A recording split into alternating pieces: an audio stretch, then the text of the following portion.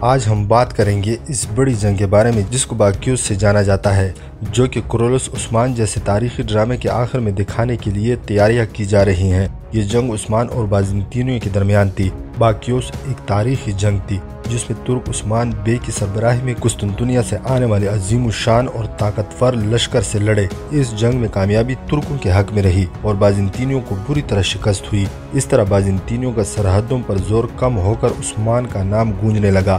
اس کے بعد ایک اور بھی بڑی جنگ ہوئی تھی جو کہ بورسا کے معاصرے کے دوران ہوئی۔ اگر آپ سلطنت عثمانیہ کے خاتمے اور سلطان عبدالحمید کے بارے میں جاننا چاہتے ہیں تو ہماری اس ویڈیو کو آخر تک دیکھیں۔ سائیڈ ہسٹری کی جانب سے تمام دیکھنے اور چاہنے والوں کو السلام علیکم۔ چینل کو سبسکرائب کرنا مت بھولیے گا۔ ناظرین، اب بات کریں گے کرولوس عثمان کے آنے والی قسط 129 کے بارے میں، جس میں دکھایا جائے گا کہ عثمان بے اور کمانڈر ویلنس کے درمیان جنگ شروع ہو چکی ہے اور ساتھ ہی عثمان بے کی ملاقات نئے سردار سے ہوتی ہے جو کہ اس جنگ میں عثمان کا ساتھ دینے پر راضی ہو جاتا ہے۔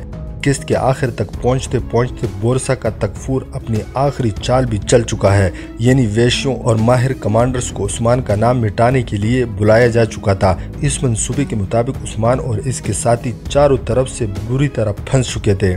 یہ قسط ابھی جاری ہے۔ اب دیکھنا یہ ہے کہ عثمان بے کس طرح ان بازنطینیوں سے بچے گا۔ عثمان یا تو اپنی چال چلے گا اور پھر پرانے غدار ان کی مدد کرنے کو پہنچیں گے۔ اس بارے میں آپ کیا سوچتے ہیں؟ اپنی رائے کمنٹ میں ضرور دیجیے گا۔ چینل کو سبسکرائب کرنا مت بھولیے گا۔